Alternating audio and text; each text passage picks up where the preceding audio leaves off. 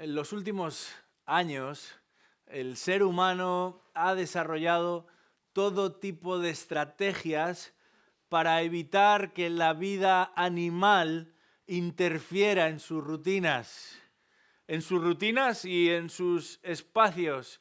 Y sin embargo, cada 2 por 3 nos encontramos con la noticia de que un animal salvaje, entre comillas, se ha entrometido en la ciudad o en la casa de alguien y le ha perjudicado y le ha causado algún daño.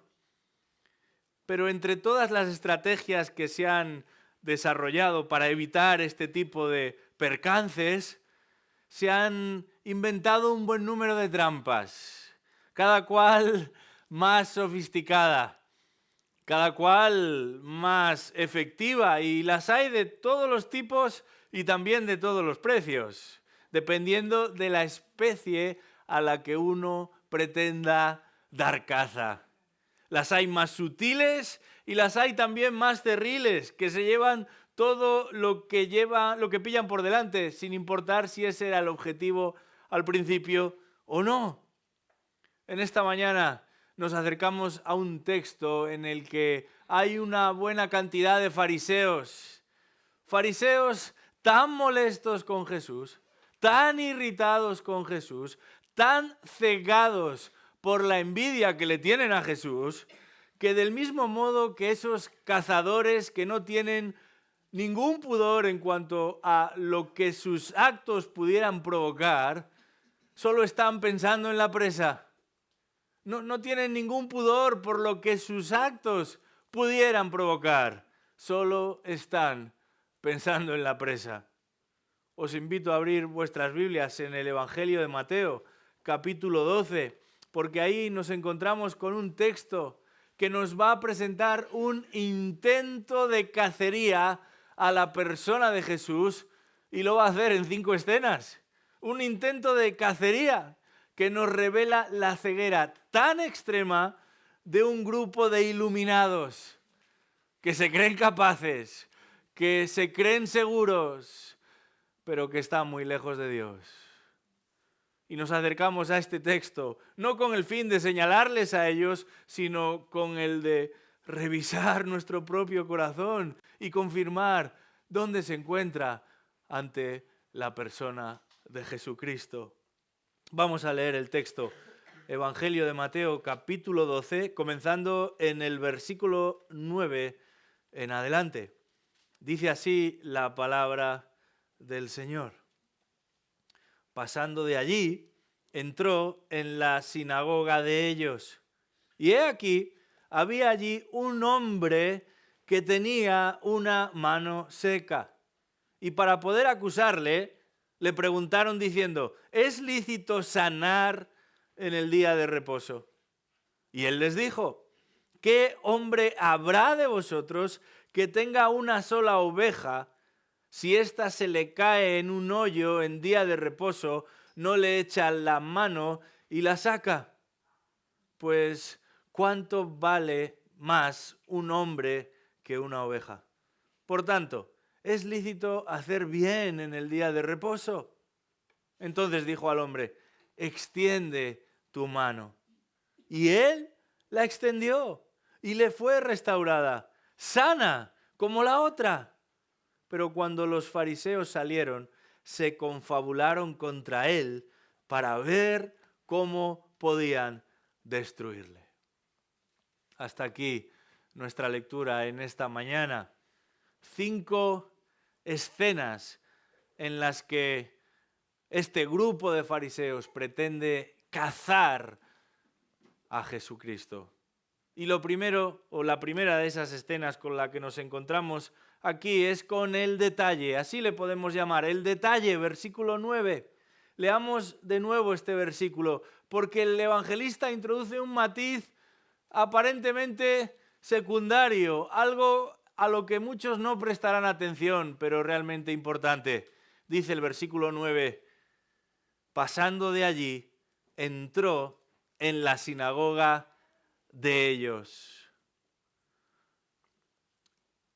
Este no es el primer versículo del capítulo y ya había habido un encuentro entre Jesús y esos hombres. Pero los fariseos en este capítulo 12 de Mateo no habían tenido suficiente. Y vuelven a escena y lo hacen para un segundo asalto. Probablemente se trata del mismo día en el que Jesús, el sábado, y el mismo grupo con el que Jesús, los fariseos, se habían cruzado. El mismo grupo de fariseos que en los versículos del 1 al 8 había puesto en duda la respetabilidad de los discípulos de Jesús. De los discípulos de Jesús y de Jesús mismo. De los discípulos de Jesús, porque son ellos los que van a comer de esas espigas, pero de Jesús mismo, porque es a Él a quien van a demandar cuentas. Sus discípulos comen algunas espigas mientras caminan por el campo, pero es Jesús el que va a ser acusado de transgredir el día de reposo. Y sin embargo, en esta ocasión, la trama va a tener lugar ya no en el campo, ya no en el camino, sino en el interior de la sinagoga. Y aquí está el detalle que no podemos pasar por alto. El texto dice, la sinagoga de ellos, de ellos. Y no porque Jesús fuese un intruso, no porque esta resultase la primera vez que Jesús entraba en aquel lugar, particularmente en un día sábado. En este Evangelio de Mateo se nos ha venido informando desde casi el principio de su ministerio que Jesús se dedicaba a enseñar en distintos lugares, también en las sinagogas. Esto que luego los primeros cristianos, comenzando por el apóstol Pablo, practicarán, no fue una ocurrencia de ellos, sino más bien seguir el modelo de su maestro, de Jesucristo. Y en el mismo capítulo en el que se nos informa que Jesús comienza su ministerio, en el capítulo 4 de Mateo, en el versículo 23 se nos dice que Jesús iba por toda Galilea enseñando en sus sinagogas y proclamando el evangelio del reino y sanando toda enfermedad y toda dolencia en el pueblo. Pero Jesús avanza y a pesar de que comienzan a seguirle grupos ingentes de personas, multitudes de personas, no va a dejar de practicar eso mismo que practicó desde el principio, el acudir a la sinagoga el día sábado. Dice Mateo capítulo 9, versículo 35, que Jesús recorría todas las ciudades, todas las aldeas y enseñaba, ¿dónde? En las sinagogas de ellos, proclamando el evangelio del reino y sanando toda enfermedad y toda dolencia. Uno podría llegar a pensar que la sinagoga era un lugar seguro, porque ya se tenía acceso a la palabra de Dios allí. Uno podría llegar a pensar que lo interesante y lo valioso y lo importante sería alcanzar a aquellos que no forman parte del grupo de los que asisten a la sinagoga. Y sin embargo, nos damos cuenta de que hay tanta necesidad fuera de la sinagoga como la hay dentro de la sinagoga. Es la primera vez en el Evangelio de Mateo que se sitúa la trama con Jesucristo dentro de una sinagoga. Hasta ahora se nos ha dicho que Jesús iba a ese lugar, pero no se nos ha narrado nada de lo que sucedía en su interior. Y el énfasis de Mateo es que se trata de un territorio controlado, no por la palabra de Dios, sino por la palabra de los fariseos. Porque son los fariseos los que enseñan y los que controlan la enseñanza, los que manejan el discurso, los que controlan el discurso. Y ese Jesús, el enviado de Dios, el Dios con nosotros, accede al interior de la sinagoga como tantas veces lo había hecho desde su juventud. Pero es recibido como un agente extraño. Es observado con sospecha, con recelo. aquel que ha sido objeto de cientos y cientos de miles de oraciones desde el inicio de la creación y a lo largo de la consolidación de este pueblo de Israel. Él es la razón por la que se erigieron las sinagogas. Él es la razón por la que se construyeron las sinagogas. Se persona en la casa de oración y es recibido con suspicacia, con malicia, como un visitante indeseado. Me temo que algo similar sucede en nuestro medio hoy. Existen tantas iglesias aquí y allá donde se celebran cultos, donde se desarrollan programas más o menos elaborados. Inclusive en algunas de estas iglesias se paga a personas para que participen de la liturgia, aunque no sean cristianos, solamente interpretando quizás un instrumento, cantando o llevando a cabo algún tipo de actividad que llame la atención de las visitas y decidan quedarse ahí. Pero igual que lo que sucedió con aquella sinagoga en los tiempos de Jesús, esas iglesias son las iglesias de ellos, no de Cristo. La iglesia verdadera existe por Él y para Él. Él la concibió, Él la constituyó, Él la sostiene, Él la edifica. Y sin embargo, como sucedía con aquella sinagoga, como sucedería con la iglesia en Laodicea, en Apocalipsis capítulo 3, a Cristo se le ha dejado fuera. Ya no es el centro. Ha sido desplazado por y para los hombres. Tan cegados, tan confundidos, tan ensimismados, tan preocupados por ellos y por todo lo que tiene que ver con ellos. Son las iglesias de hombres y de mujeres que gobiernan, pero donde Cristo no recibe el tratamiento que merece. Donde su enseñanza es cuestionada, donde sus criterios son puestos en duda, donde imperan otras consignas, donde priman otras opiniones, donde los tiempos y las ideologías de la calle pesan más que lo que Cristo ha establecido a través de su palabra. Pesan otras decisiones, importan otros ideales, se persiguen otros fines, otras metas. Y no hablamos del tamaño, no hablamos de la asistencia, no hablamos de la influencia o de la visibilidad de estas llamadas iglesias. Hablamos del papel, hablamos del lugar de la palabra de Cristo. Hablamos del papel, hablamos del lugar de la persona de Cristo en el medio de estas llamadas iglesias. Lo único que les queda, y quién sabe por cuánto tiempo, es el sobrenombre de cristianos, pero más que la iglesia de Cristo, igual que sucedía con aquella sinagoga, es la iglesia de ellos.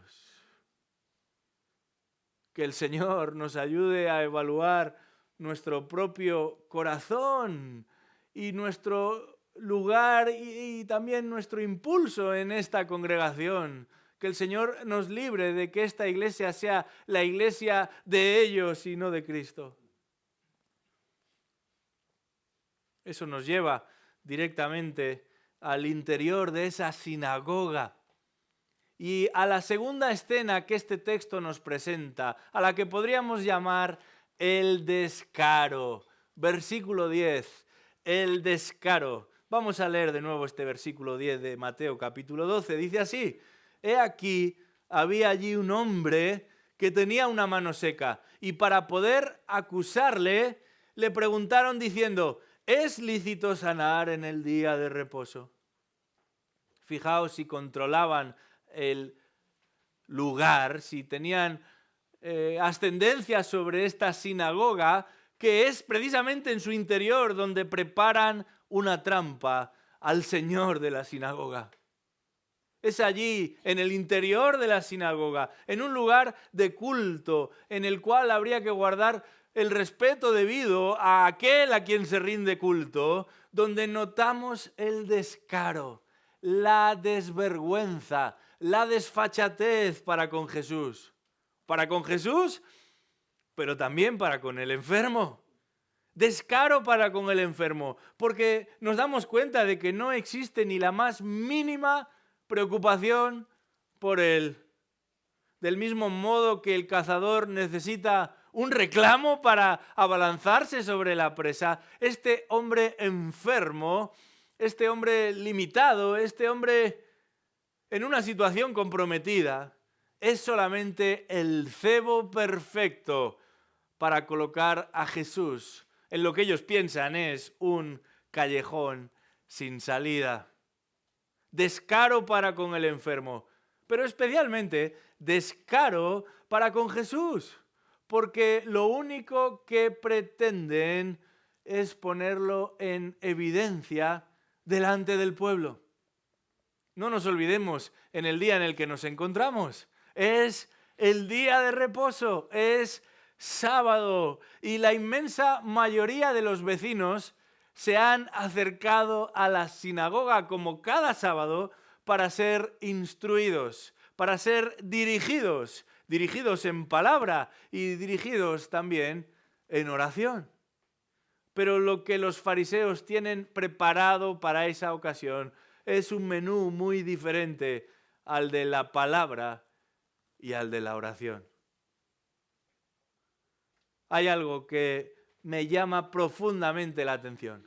Y es que en ningún momento estos hombres dudan de la capacidad de Jesús, de la habilidad de Jesús, del poder de Jesús para sanar a aquel hombre. Es muy posible que nos encontremos en la ciudad de Capernaum, donde Jesús había llevado a cabo milagros, entre comillas, mucho más difíciles, más complicados. ¿Qué sería una mano para aquel capaz de dar vida a los muertos? Sabían perfectamente lo que Jesús era capaz de hacer. Lo habían escuchado, lo habían visto, lo habían observado. Pero el problema no es que no creen, es que no quieren. Lo habían escuchado, pero no les gusta lo que escuchan. Lo habían visto, pero no les gusta lo que ven. Y aprovechan la ocasión para atacarle, para traer cargos contra Jesús, para señalarlo como un infiel. Ese es el sentido de la palabra que aparece ahí cuando dice que buscaban poder acusarle. ¿Cuál es la acusación? Jesús todavía no ha hecho nada. Jesús todavía no ha dicho nada. Pero pretenden que sane a un enfermo. Sí, en su obsesión, en su obcecación. Pretenden que Jesús lleve a cabo un milagro que ningún mortal puede llevar a cabo para poder, entonces sí, con sus mismas armas, acusarle de quebrantar, de violar, de profanar el día de reposo.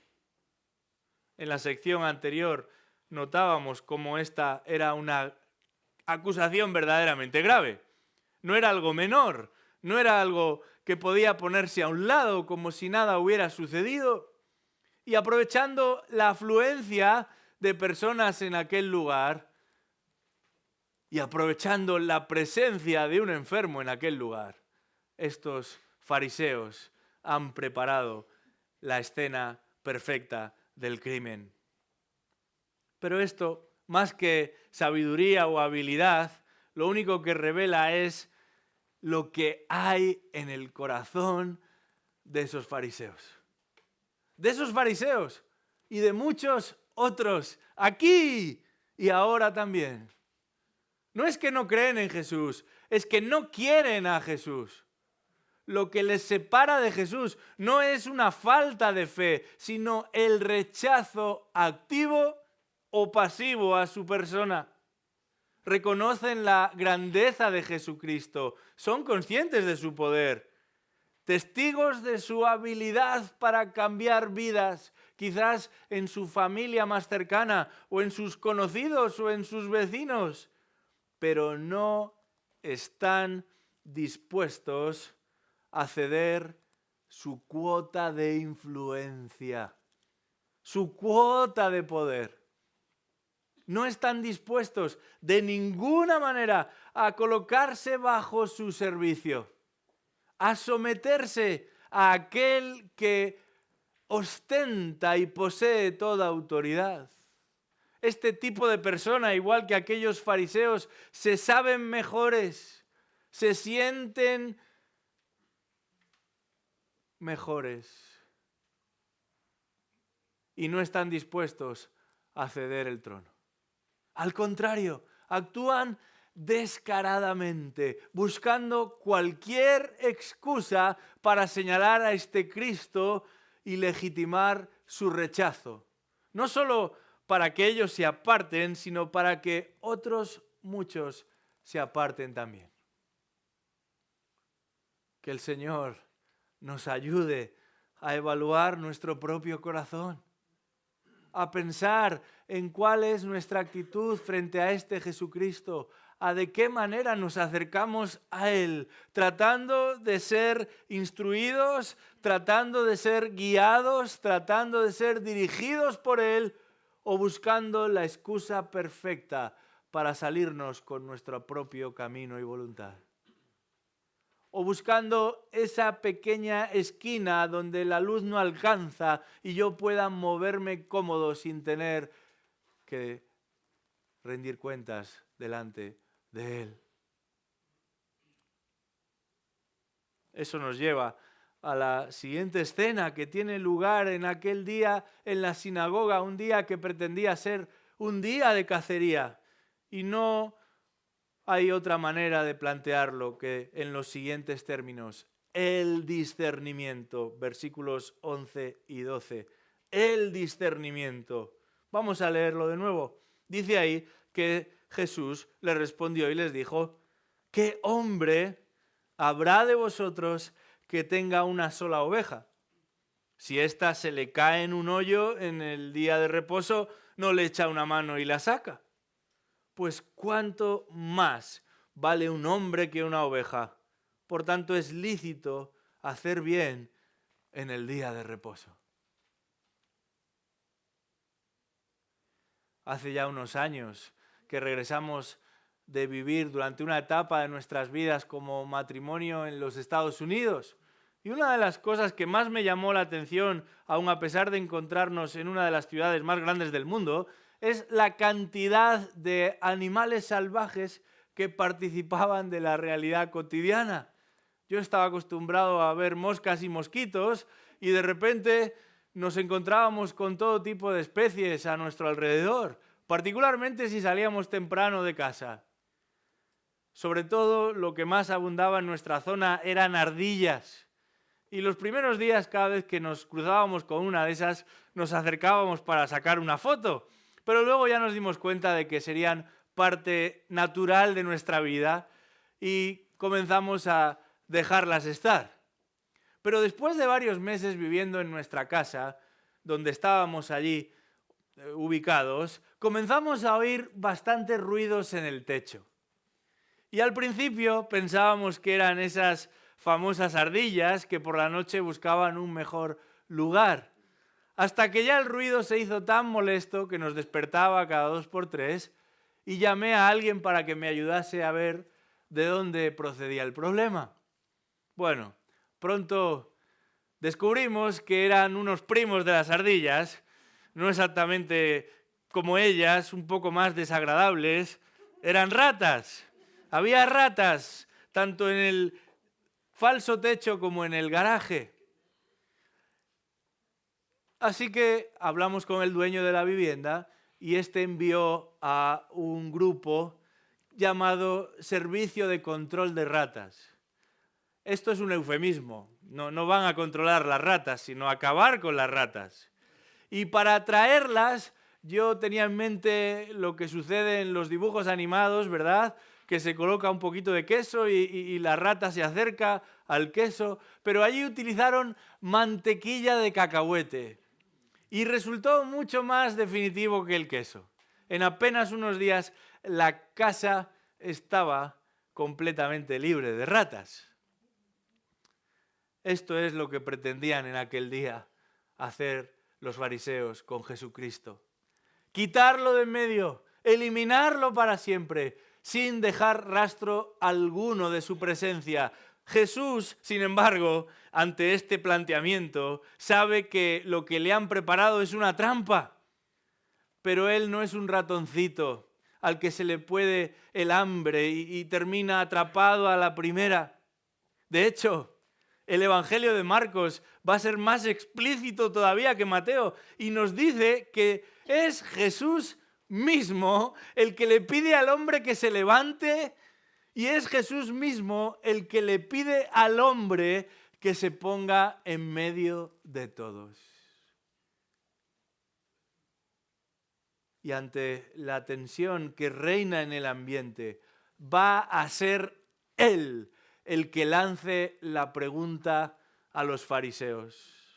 ¿Qué hombre habrá de vosotros que tenga una sola oveja, si ésta se le cae en un hoyo en día de reposo, no le echa una mano y la saca?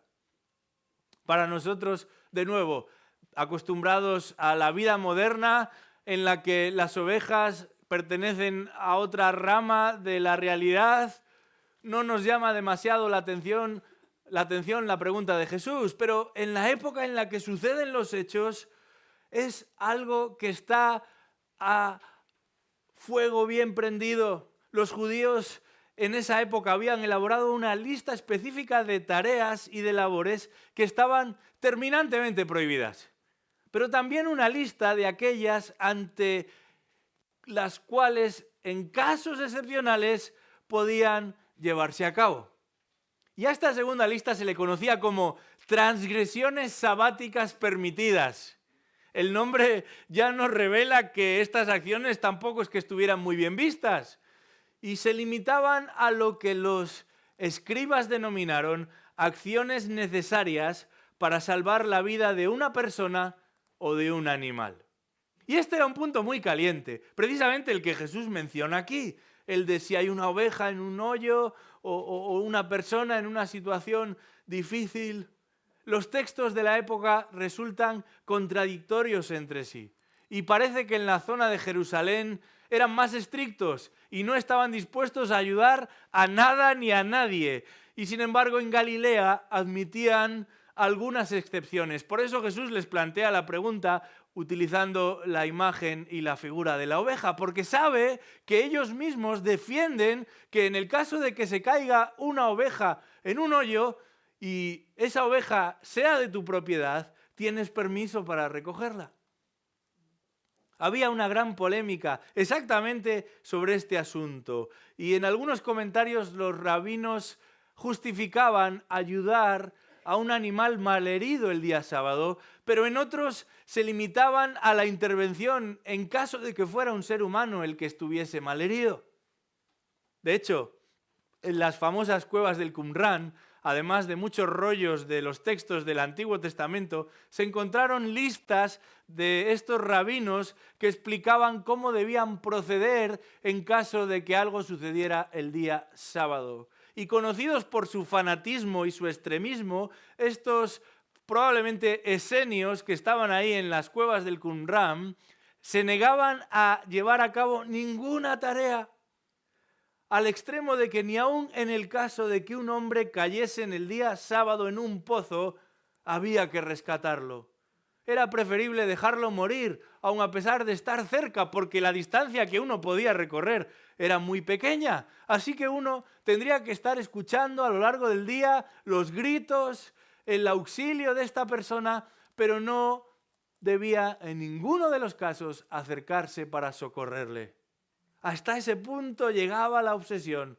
Hasta ese punto llegaba el fanatismo de unos judíos que convirtieron la ley en un ídolo. Un ídolo por el que estaban dispuestos a sacrificar sus propios animales o sus propios familiares, si se diese el caso. Tremendo. Muchas cosas, gracias a Dios, han cambiado desde entonces. Pero tampoco nos equivoquemos, porque vivimos en una época, en un momento de la historia en el que algunos, siguiendo en este caso una ley no escrita o todavía no escrita del todo, conceden más dignidad, más preferencias a las plantas o a los animales que a las personas. Un momento de la historia en el que es más sencillo obtener permiso para abortar a un niño que para cortar un árbol. Y por eso aquí Jesús, para ellos y para nosotros, va a insistir una vez más en el valor intrínseco, específico, frente a todo lo demás del ser humano. Y dice, ¿cuánto más vale un hombre que una oveja? Imaginaros hasta qué punto de degradación moral hemos llegado que nosotros hoy también debemos levantar este enunciado de Jesucristo y afirmar en medio de esta cultura totalmente desorientada cuánto más vale un hombre que cualquier otra criatura. Hace apenas unos días volvía de un viaje transatlántico y ahí todos íbamos sentados como sardinas en el avión, un vuelo de más de 12 horas y de repente, caminando hacia el baño, observo que hay un hombre que tiene un perro en un asiento, un perrito en un asiento con una mantita. Y yo digo, ¿nos hemos vuelto locos? Ya no es que cualquiera puede viajar con su animal de compañía, es que el perrito está ocupando un asiento. Nos hemos vuelto locos. ¿Cuánto más vale un hombre que una oveja?, dice Jesús. Y esto no responde a ningún tipo de imposición o de tiranía humana sobre el ecosistema como algunos lo quieren proponer, sino de un orden, de una jerarquía que encuentra su razón de ser en Dios mismo y en su ordenamiento para con el mundo que, no se nos olvide nunca, Él creó. ¿Qué dice el Salmo 100? Obra suya somos, no nos creamos nosotros a nosotros mismos, ovejas de su prado, Él es el creador. Dice el capítulo 1 del Génesis, versículo 26, dijo Dios, hagamos al hombre a nuestra imagen, conforme a nuestra semejanza, y ejerza dominio sobre los peces del mar, sobre las aves del cielo, sobre los ganados, sobre toda la tierra, y sobre todo reptil que se arrastra sobre la tierra. Creó pues Dios al hombre a imagen suya, a imagen de Dios lo creó. Varón y hembra los creó. Y los bendijo Dios y les dijo, sed fecundos y multiplicaos. Y llenad la tierra y sojuzgadla. Ejerced dominio sobre los peces del mar, sobre las aves del cielo y sobre todo ser viviente que se mueve sobre la tierra. En la época de la cultura de la cancelación, donde unos se tienen que pedir perdón a otros sin aparentemente haber hecho nada al respecto, el ser humano no tiene que pedir perdón al resto de la ecosfera por ser un ser humano. Lo que tiene que hacer es obedecer los principios que la palabra de Dios nos ha dado para interactuar con el medio en el que nos encontramos. Eso no significa maltratar lo que no es humano, significa administrar bien lo que Dios ha creado.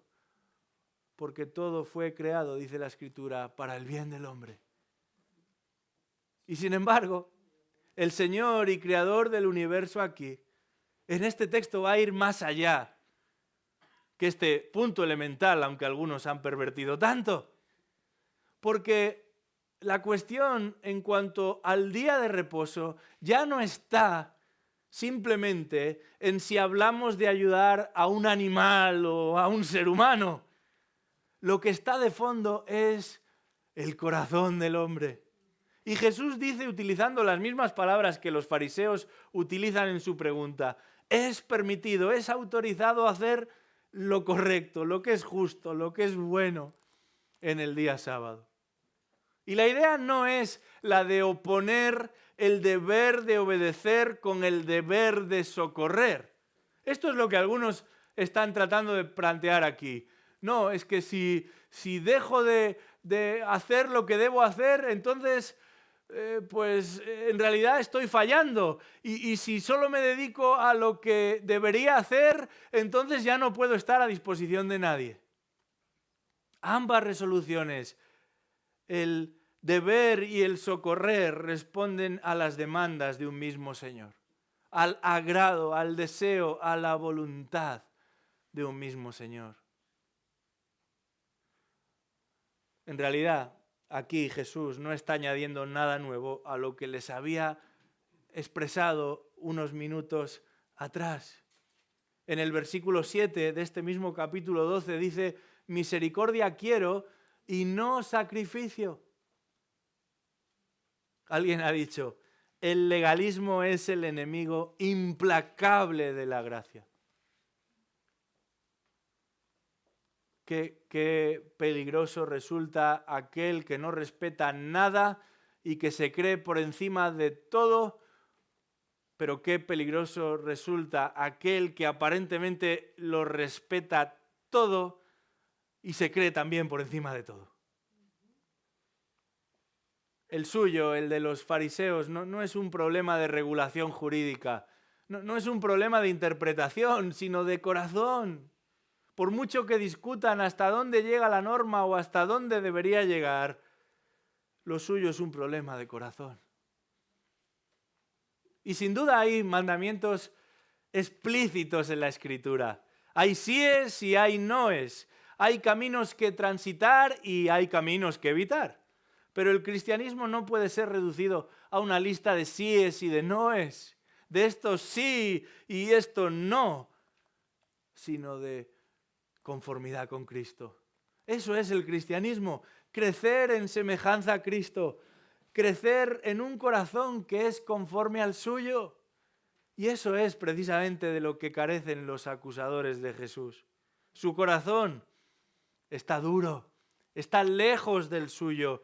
Como dice el texto de Romanos capítulo 11, está completamente endurecido. Cuidado con pensar que lo moral es sinónimo de vida espiritual. Cuidado con creer que la ley y el orden son en sí mismas o por sí mismas las marcas de un hijo de Dios. Nadie guardaba más mandamientos, nadie conocía más ordenamientos, nadie cumplía más preceptos que aquel grupo de fariseos. Pero Jesús, dice el texto, que conoce sus corazones, conoce lo que hay en sus corazones y discierne que su camino es un camino de muerte. Quienes están en peligro son ellos, no la oveja dentro del hoyo. Que el Señor nos ayude a evaluar nuestro propio corazón, porque tantas veces nos creemos justos ante nuestros propios ojos. Tantas veces nos sabemos conocedores de lo que Dios demanda y nos creemos cumplidores de lo que Dios demanda. Y sin embargo, nuestro corazón está tan duro. Somos tan faltos de compasión frente a los que sufren. Pasamos tan por encima de aquellos que se encuentran en una situación crítica. Nos preocupamos tanto de cómo nos afecta lo que otros dicen o hacen para con nosotros. Pero, ¿cuándo fue la última vez que pensamos en los demás? ¿Cuándo fue la última vez que ayudamos a los demás? ¿Cuándo fue la última vez que tendimos nuestra mano a aquel que lo necesitaba? Probablemente, si esta es tu tendencia, ni estás al tanto de las necesidades de otros. Probablemente te conformas con un hola, ¿qué tal estás? ¿Todo bien? Pero Jesús, aquel día, señaló que el principal problema no es simplemente cumplir con los deberes, sino que nuestro corazón no está alineado con el suyo, que nuestra intención no es la misma que la suya, que nuestra devoción no está alineada con el Señor al que deberíamos rendir toda adoración. Eso nos conduce a la siguiente escena, una escena totalmente diferente, porque es Jesús ahora el que va a intervenir y podríamos llamarla la delicadeza. Versículo 13, la delicadeza. Dice ahí, entonces dijo al hombre, extiende tu mano. Y él la extendió y le fue restaurada, sana como la otra. Pongamos por un momento nuestra atención en esa persona enferma, esa persona que Jesús ha situado en el centro del escenario. La mayoría de las versiones en castellano nos informan de que este hombre tenía su mano seca. En realidad esa es la palabra que se utiliza en el original, pero lo que el autor está queriendo indicar es su falta de movilidad. Es el hecho de que su mano está paralizada, inmóvil, petrificada. No se nos dice por cuánto tiempo se mantuvo de esta manera, ni por qué razón. Pero el Evangelio de Lucas puntualiza que se trataba de la mano derecha. Y yo no sé cuántos zurdos se encuentran hoy entre nosotros, pero este no es un dato menor en aquel tiempo, porque la idea es que la mano derecha es la mano funcional, la mano de trabajo, y en aquella época uno no podía escoger si quería ser diestro o zurdo, o no podía dejar rienda suelta que de manera natural una mano hiciese la función mejor que la otra. Había unas prácticas que debían cumplirse siguiendo el orden establecido, y la mano derecha es la mano funcional. El problema aquí es que a este hombre no le funciona. Y en una sociedad artesanal, manufacturera, donde todo se hacía con las manos, como era aquella la judía, la falta de movilidad, la imposibilidad de utilizar las manos le convertía a uno en un cero a la izquierda. Incapaz de proveer para la casa de uno, sin sistema de pensiones ni ayudas sociales, cualquiera en una condición similar a la de aquel hombre se veía abocado, condenado a la mendicidad, a la indigencia. Todo a lo que podría aspirar aquel hombre era acoger con dificultad cualquier monedita que le arrojasen de aquí y de allá. Pero lejos de compadecerse, la mayoría de sus vecinos y conocidos observarían a este hombre con sospecha. En aquella cultura judía no solamente se hacía todo con la mano derecha, sino que señalaban también con esa misma mano a todos los que sufrían alguna enfermedad. La enfermedad no era solamente la consecuencia del pecado, sino más bien, decían ellos, el castigo directo del pecado. Así que aquel hombre no solamente tendría grandes dificultades para ganarse la vida, sino que además estaría siendo constantemente señalado, despreciado, cuestionado y directamente o indirectamente acusado de ser un pecador impenitente, alguien que no se había arrepentido, por eso su mal continuaba estando ahí, visible a la luz y la vista de todos. Esto, por supuesto, tendría consecuencias y con mucha dificultad podemos asegurar que imposible para este hombre el formar su propia familia, porque entre otras razones no podría mantenerla.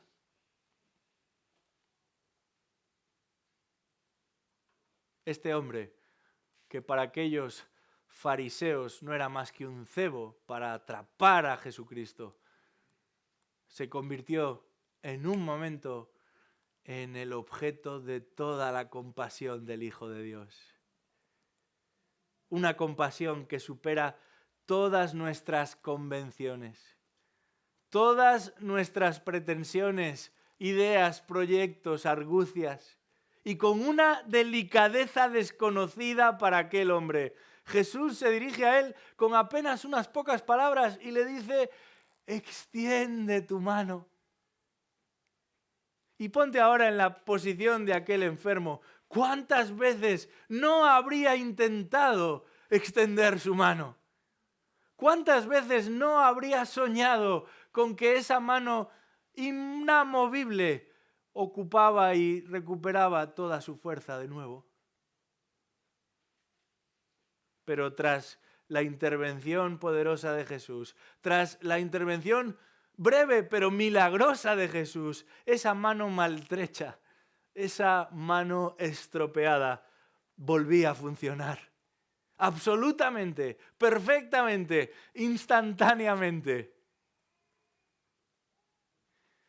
Eso nos obliga a hacer un paréntesis muy breve aquí, porque vivimos en un tiempo en el que se anuncian reuniones de milagros.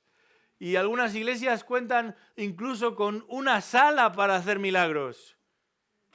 Yo no sé qué es lo que pasa en esa sala, si en un lado de la pared hay algo que no hay en el otro lado de la pared.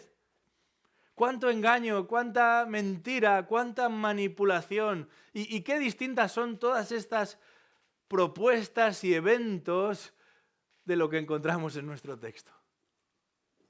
De lo que Jesús lleva a cabo en esta y en tantas intervenciones. Lo suyo son milagros inmediatos. Los suyos no dependen de la fe del enfermo. No sabemos ni su nombre, ni su problemática, ni cómo había llegado allí. Lo suyo no responde a un pago, ni a un compromiso de fe, ni a un compromiso de nada. No siempre son salvíficos, es cierto, pero en toda instancia, en toda ocasión, los milagros de Jesús apuntan a la salvación del alma. Confirman la palabra predicada, corroboran la identidad del Mesías, porque aquel que lleva a cabo esas obras portentosas es mucho más que un hombre. Es el Hijo de Dios, es aquel que ha venido a anunciar que el reino de los cielos se ha acercado. Que no nos engañen, que no nos vendan humo. El poder de Dios sigue siendo el mismo. La capacidad de Dios para intervenir y para sanar sigue siendo la misma, pero ahora no hay necesidad de apuntar a un Salvador, porque el Salvador ya ha venido en carne. Y los propósitos de Dios van en otra dirección. Así que oremos y pidamos que el Señor intervenga y sane, pero no perdamos ni un segundo en cualquiera que se erija como un representante de sanación. Pero volviendo a nuestro texto, finalmente no era su mano lo que estaba mal únicamente en aquel día. Eran muchos los corazones en aquel lugar y en aquella hora los que estaban mal. De hecho, el evangelista Marcos dice que Jesús sanó a aquel hombre entristecido por la dureza de sus corazones. En realidad, esa es la condición de toda persona que viene a los pies de Cristo. Tan seca, tan incapaz, tan inmóvil como la mano de aquel hombre enfermo. Y solamente las palabras del Señor diciendo: extiende tu mano, tienen el poder suficiente para que ese corazón deje de ser un corazón de piedra y venga a ser un corazón de carne. Que el Señor nos ayude a evaluar nuestro propio corazón. Puede que externamente te encuentres en el lugar adecuado, la iglesia, pero que internamente te halles muy lejos de Dios. Tan paralizado en términos espirituales como lo estaba la mano de aquel hombre. Y por ti mismo nunca podrás salir de esa situación. Por eso clama a Él, búscalo a Él, acércate a Él, porque solamente Él puede proveer la vida que tú necesitas y que tú no tienes. Que tú no tienes y que no tendrás. Acércate a Él, porque solamente Él puede reconciliarte con Dios, puede defenderte delante de Dios. Puede salvarte y entregarte una esperanza que nunca se desvanecerá. Eso nos lleva directamente a la última escena que tuvo lugar en la sinagoga en aquella jornada de sábado. Y podríamos llamarla la decisión. Así termina este texto, con una decisión. Versículo 14 dice ahí que cuando los fariseos salieron, se confabularon contra él para ver cómo podrían destruirle. El evangelista no necesita muchas palabras para señalar cuál fue la reacción de los fariseos. ¿Cuál fue la respuesta de los fariseos a las palabras y especialmente al milagro de Jesús?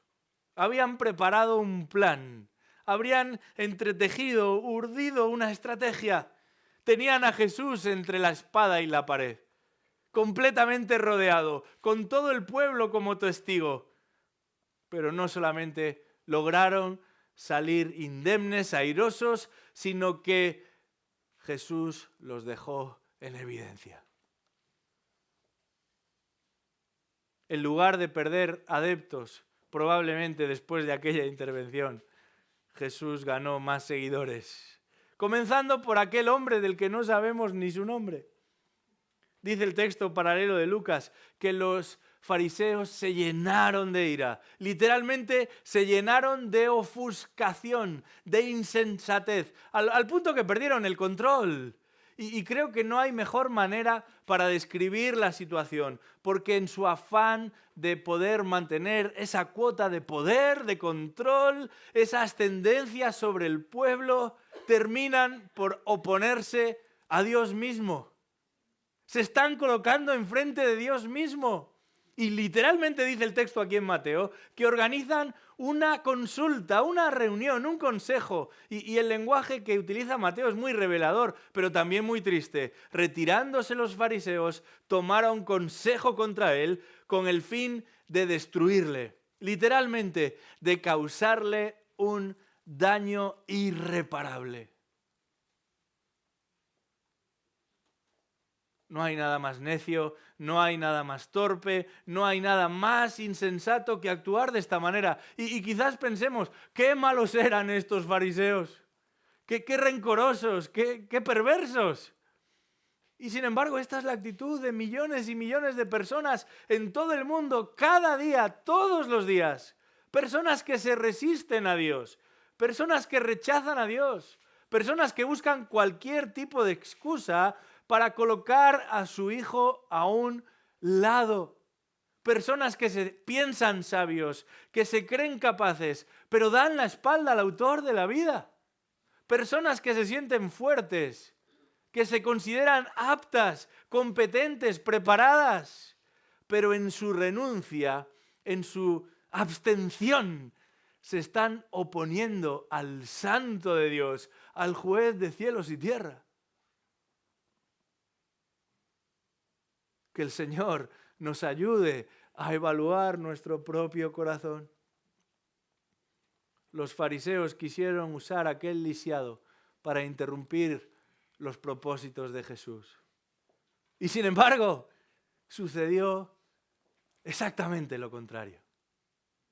Los fariseos quisieron eliminar, destruir, acabar con Jesús para interrumpir los propósitos de Jesús. Y sin embargo, sucedió exactamente lo contrario, porque fue por su muerte que hoy hablamos de nuestra vida y de nuestra vida eterna. Gracias al Señor Jesucristo. Gracias al Dios de cielos y tierra, que utiliza, como enseña el capítulo 50 del libro del Génesis, lo que los hombres pensaron para mal, para cumplir y completar todos y cada uno de sus propósitos, incluida la muerte y la resurrección de su Hijo Jesucristo. Este pasaje es un pasaje triste porque observamos a hombres que tratan de tenderle una trampa al Hijo de Dios, pero es un pasaje alegre porque Él no fue ni mucho menos capturado en aquel día. Y aun cuando le desearon todo el mal, lo único que estaban haciendo era completar los propósitos del Dios que lo sabe y lo gobierna todo. Este pasaje es un pasaje desafiante porque te impulsa a colocarte en el lugar del que nunca debieras salir, el de los pies de este Cristo que volverá con todo el poder y el cetro de justicia en su mano. Que el Señor permita que no haya ni una sola persona aquí oponiéndose a la voluntad y al designio de este soberano Rey. Vamos a orar. Señor y Padre Celestial, te damos las gracias por Jesucristo y te pedimos que nos ayudes a examinar nuestro corazón para que no participemos de ningún modo, de ningún engaño, de ninguna confabulación, de ninguna estrategia, plan para oponernos a la voluntad de tu Hijo. Te pedimos, oh Dios, que podamos arrepentirnos y creer en el Hijo que ha venido en carne. Te pedimos, oh Dios, que podamos afirmar y atesorar el hecho de que Él es el Salvador que necesitamos. Te pedimos, oh Dios, que podamos unirnos a ese coro celestial en el que se celebran sus victorias y no que participemos de aquellos que tratan de oponerse a su plan redentor. No permitas que ninguno aquí se quede fuera de esa gran celebración en la que el Hijo de Dios entrará en su santo templo y será reconocido como lo que Él es, el único Dios verdadero, el autor y consumador de nuestra fe, el Redentor, el Libertador, el Cordero sin mancha, que no cayó en un pozo, sino que fue crucificado, pero lo fue para nuestra redención. Te alabamos hoy y te damos las gracias por ello. En el nombre de Jesús. Amén.